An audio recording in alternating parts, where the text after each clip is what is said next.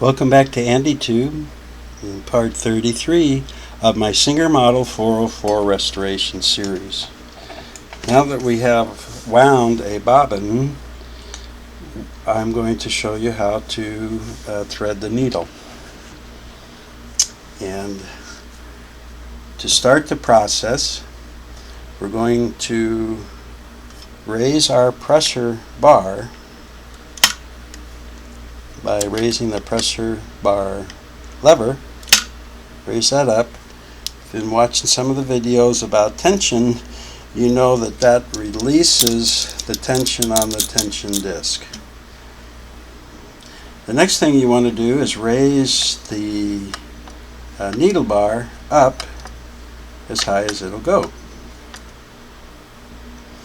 And if you don't have a needle, this is a good time to put one in. This is a number 14 standard needle, and all the Singer needles here go on this machine with the flat side of the needle head up into the needle holder with the flat side away from you, facing the back. In this model, it's pretty hard to put it in any other way, but I've seen people manage it. And you want to push the needle in as high up in there as it will go, because that affects your timing. And if you have any doubt that it's in there properly once you install it, you can slowly rotate the hand wheel to you and make sure your needle goes in the needle hole of the needle plate and does not strike the plate. If somehow you manage to get that needle in there crooked, this is the time you want to find out. So that's just a little test if you have any doubt that your needle is in properly or that your needle is straight and not bent. So if it will go down through that needle hole and back up out of it without hitting it, that's a very good sign. Okay, so pressure bar up, needle bar up. We'll take a spool of thread and we're going to put it up here on the arm cover spool pin up here in the top right.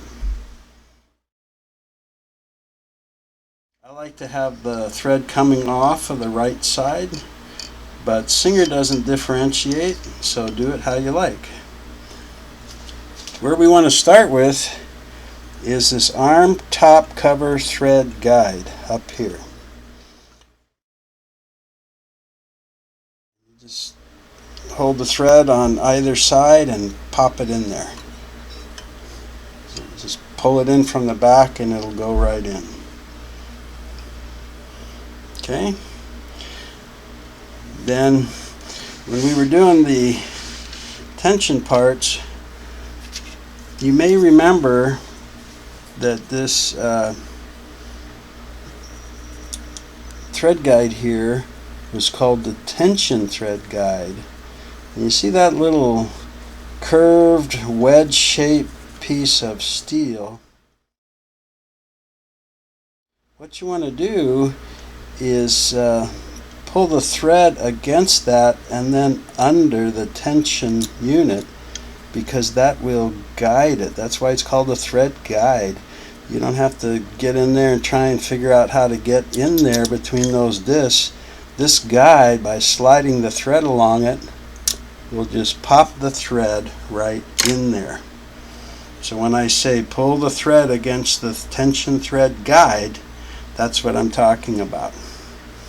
Okay? So once I've got some thread about a foot or so past the tension unit, I hold on to the spool, or I press my thumb against the thread up here near the thread guide. And then you're just going to make a big sweep. You're going to put the thread back against that thread guide and start turning it under the tension unit and pull it forward a little bit, and you see how it just popped right in there, just slides right in. That's all you got to do. You have to hold the thread up top to get it tight, but then just maneuver that thread so it hits against that thread guide and slide it up right in, and it'll go between the tension disc. Okay? Now you still hold on to your thread, because now you've got to come over here. You're already between the discs, so forget about that.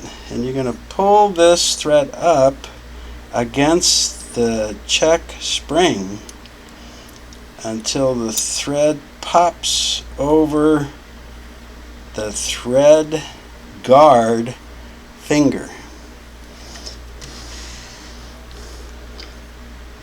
That thing that holds the disc in place and has the little post that goes in the machine. There's the check spring, and there's the little finger on the thread guard.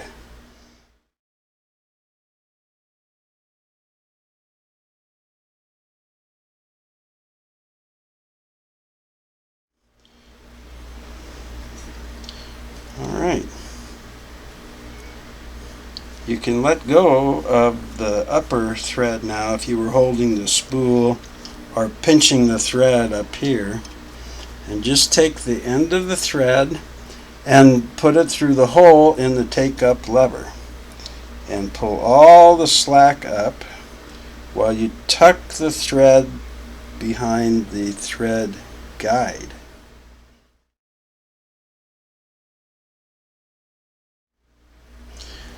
So pull off enough, you have enough down below to go through your needle, and lower the presser bar.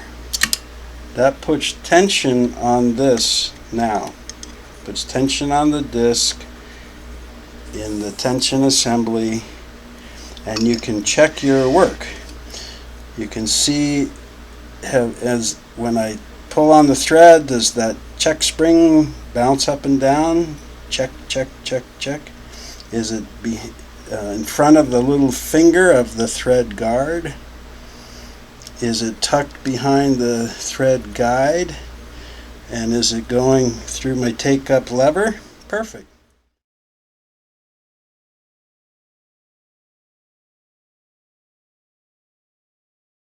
Now you're going to start heading down towards the needle.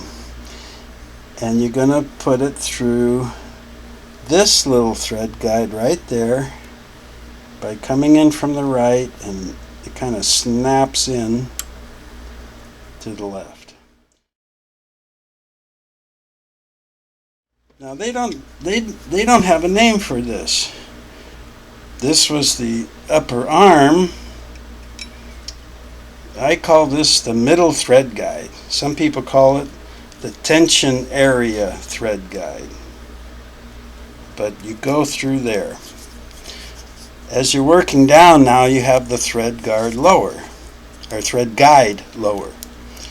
So to me, it's like up here on the arm is thread guide upper, this is thread guide middle, and this is thread guide lower. And you go in there by taking the thread from the right to the left into there.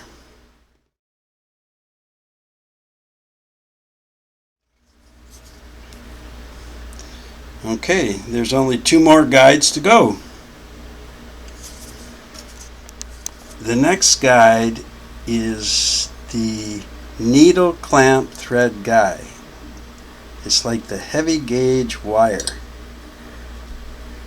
That's what it's the little loop of wire that's held on with the screw that holds the needle clamp to the needle bar, and you just go through there from left to right.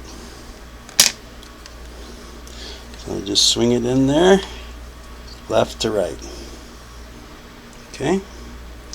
Now the last one that you have is in the needle clamp itself. Down towards the very bottom, you see a slit or a slot, and you want to put the thread through there from front to back, right to left. So you go in from the right towards the left and the front to the back, and then you pull the thread back from the very bottom now.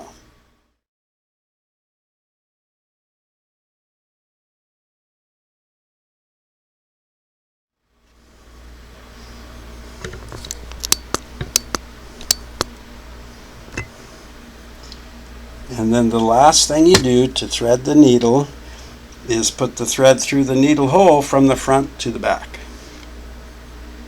And that's it. So just for recapping a little bit, spool is on the spool pin up here at the top right.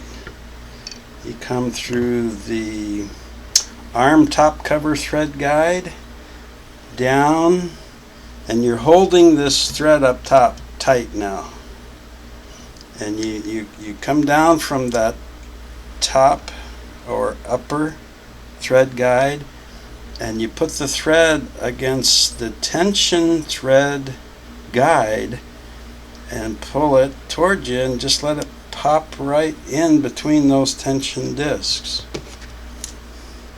Then you come around to the left side, go around below and to the left side, and use that thread to pull up the check spring higher than the thread guard finger, so that the thread lays in that place between the finger and you.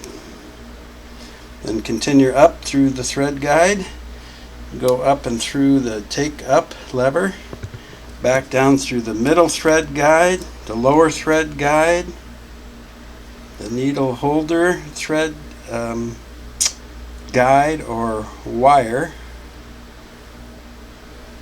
needle clamp thread guide, and the needle clamp slot, and through the needle front to back. Ta-da!